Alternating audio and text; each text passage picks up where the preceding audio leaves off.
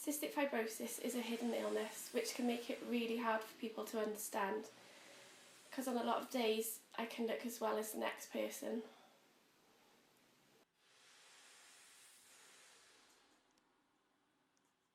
Cystic fibrosis is the most common inheritance and life-limiting genetic disorder in the UK. And that means that 1 in 25 of us actually carry the gene that causes cystic fibrosis. But having that on its own doesn't mean anything. Having one gene from mum and one gene from dad through inheritance, and that's what a genetic disease is, it's one that's inherited, then you actually get the disease. Cystic fibrosis is a simple defect. It actually causes mucus to become thicker. So there's mucus in the lungs, that becomes thicker, and then infection gets in there. And unfortunately patients can't clear the infections, so it causes lung damage. When I was born, I wasn't diagnosed either. My mum actually knew there was something wrong.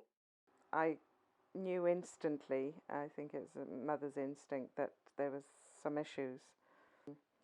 I repeatedly went to clinics and discussed my fears, and I had a gut instinct, if you like, that there was something wrong.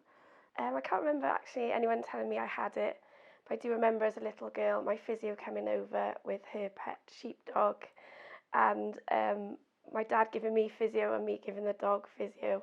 But I think I was probably about 7 then, but I don't remember any earlier.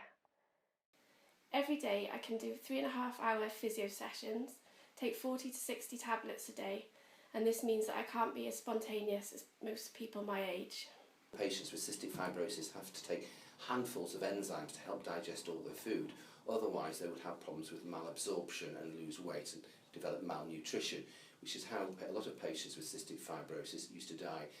The bowel, you produce mucus there, so patients will get constipations and bowel blockages. The liver produces mucus, so anything that damages the liver, such as this, will actually cause cirrhosis. And then the other things will be gallstones, bladder stones. So there's a lot of organs really, including also bone problems, osteoporosis. You think about little old ladies, but it's not just little old ladies, it's young patients, boys and girls with cystic fibrosis will get osteoporosis. So it's a lot to deal with. It's not just about the chest, it's nearly every organ in the body will be affected, so it's a very hard life. In the mornings I do 4 different nebulizer solutions, and they all do different things, and the first one makes the mucus thinner. I then have to wait an hour for that to work, and then the second one opens the airways. The third will hydrate my lungs, and that makes it easier to clear. And then the fourth is an antibiotic nebulized.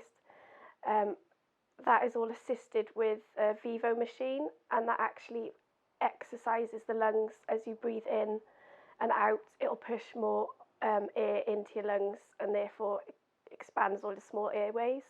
As a teenager, my chest infections became more frequent, probably about twice a year, but I'd say in the last 5 years that's changed quite a lot, and at the moment I'm 33 now, and it's probably every 6 to 8 weeks that I have to have hospital treatment or extra help for my chest infections.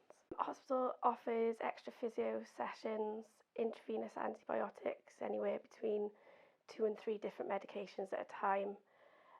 The last regime was quite vigorous, and that was 7 times a day. But despite all of this, it's a nasty, vicious cycle. And without a lung transplant, unfortunately, most patients can't survive long term. Modern medicine has had a dramatic effect. Patients born 40, 50 years ago were lucky to survive within the first few years of life. In the future, we're hoping there's going to be treatments for all, and hopefully survival will continue to increase. A child born today would be anticipated to survive to at least 50, and I'm hoping that in my career I see patients have full, long lives. I never feel bitter towards my illness. In a way, it's made me who I am today. I appreciate the little things in life. I've been taught to hold on to the positives, see through the bad times, and let nothing hold me back. I like to say I have cystic fibrosis, but it certainly doesn't have me.